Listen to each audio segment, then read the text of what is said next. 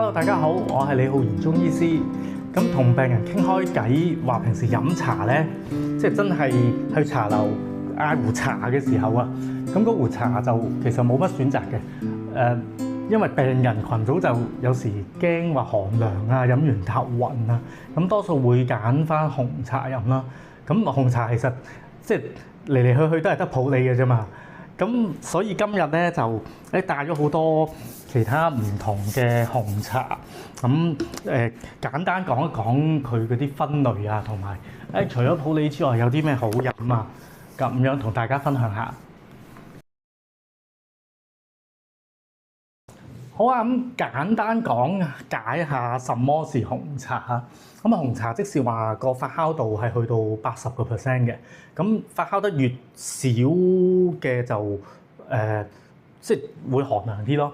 咁發酵耐啲咧，佢就熟啲啊嘛，咁就會冇咁話飲完容易頭暈啊。咁因為佢個刺激性會減低啲，就同埋會溫和啲個性味，咁同埋就會易入口啲啦，即係會適合大部分人啦。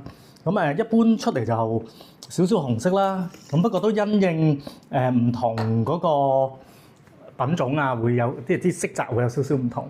咁同埋佢就係多數就係甘香啲易入口啦。咁如果有啲專業啲人士又再分話佢係果香啊、蜜香啊，有啲叫做薯香添嘅。咁即係再講究嗰啲，佢要嗰個香味仲要分清楚啲嘅。好，咁繼續講下紅茶嗰啲分類啊。咁按照佢嗰啲手工藝咧，一般分為小眾紅茶啦，同埋功夫紅茶。咁功夫紅茶成日聽添啦，啲功夫茶啊。咁小眾紅茶咧，佢其實就係差唔多最早期啦。咁佢就喺嗰個福建省武夷山，如果正確啲講叫做桐木關啊。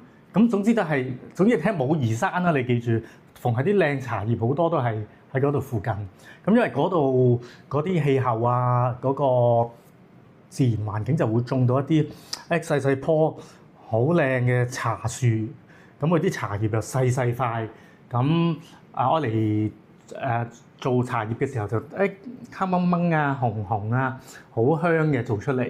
咁所以好多靚茶都係出自嗰個地方。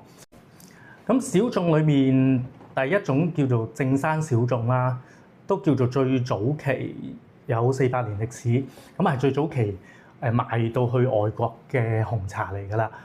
咁佢個特色就係黑紅紅香香，即係頭先講嗰種，即係最正宗㗎啦，係呢種啦。咁我今日呢度就冇喺度，咁叫做正山小眾。咁另外咧，我呢度有一盒咧就叫做金駿眉。咁金駿眉就係其實都係由正山小眾，因為佢開始賣去外國啊嘛，咁佢個品質啊，同埋嗰啲工藝咧再提升少少，咁所以金駿眉就屬於啲即係貴價啲嘅茶啦，再係啦嘅紅茶啦。咁我呢盒都好靚，佢我都未捨得拆出嚟，佢裡面好多分幾個細細盒啦，好香嘅已經。我諗佢冇用錫紙包住，我都未拆呢個，聞到少少茶葉香味啦已經。係啦，咁所以不妨留意下有冇呢啲頭先講過呢啲紅茶。好啊，咁第二種就係功夫紅茶啦。咁成日聽啦，即係功夫茶啊嘛。咁功夫紅茶咧，就喺頭先講小眾嗰個基礎裏面咧，就即係佢製作咧，其實加多咗好多功夫，咁解就唔係話打功夫個功夫，因為網上譬如都有人討論嘅就話呢個功夫唔係嗰個功夫啊，係即係做咗好多功夫啊。咁詳細我唔講啦，我都揾咗啲資料啊，佢話又話日光點樣調節啊，點樣乾燥嗰個工序啊，嗰啲我唔多講啦，我都唔係專家。咁好啊，但係佢一般嘅分類咧，我就兩樣有齊啦。咁當中有隻好好味嘅，就叫做祁門紅茶。咁嘅祁門紅茶，我呢度其實啱啱做喺度做個樣，呢個就係祁門紅茶，好好飲啊！尤其是啱啱食完塊餅乾飲咧，十分好飲。頭先我一搣開咧，已經好香啦。咁佢可能呢啲細細包裝咧，仲矜貴啲啊。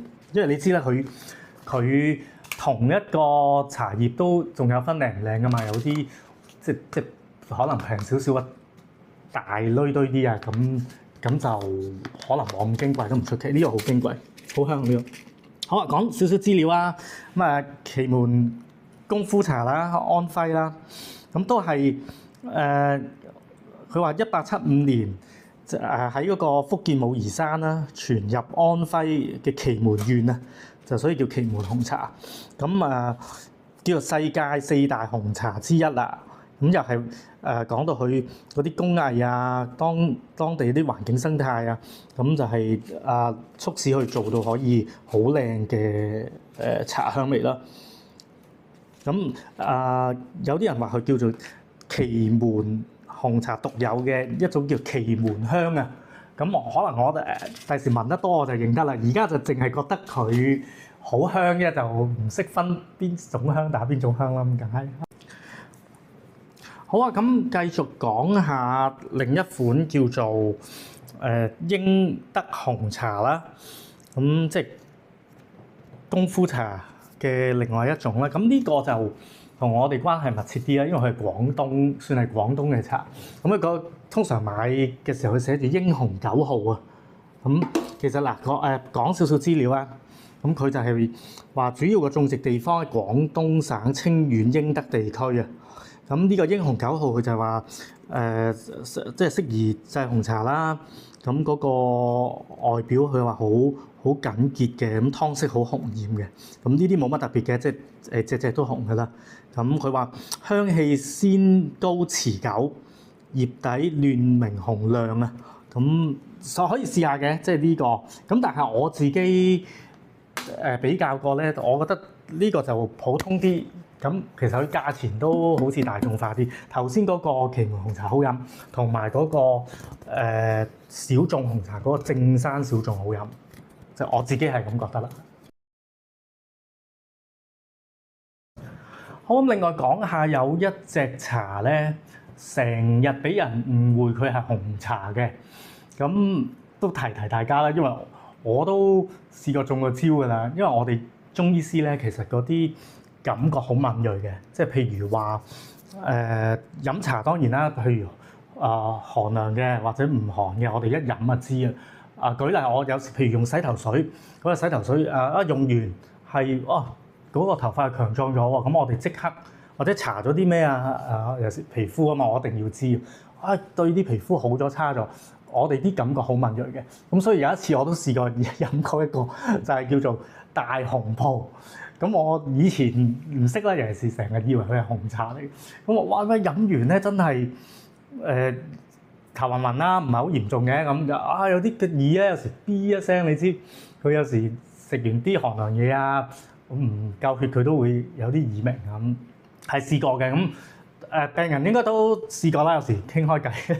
咁你諗下留心大紅袍啊，咁因為佢嗰個茶都係紅色啦，有個紅字啦，成日俾人誤會係紅茶。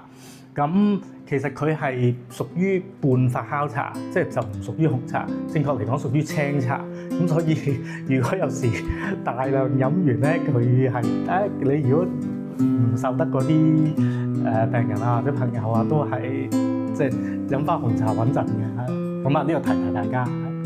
好多謝晒。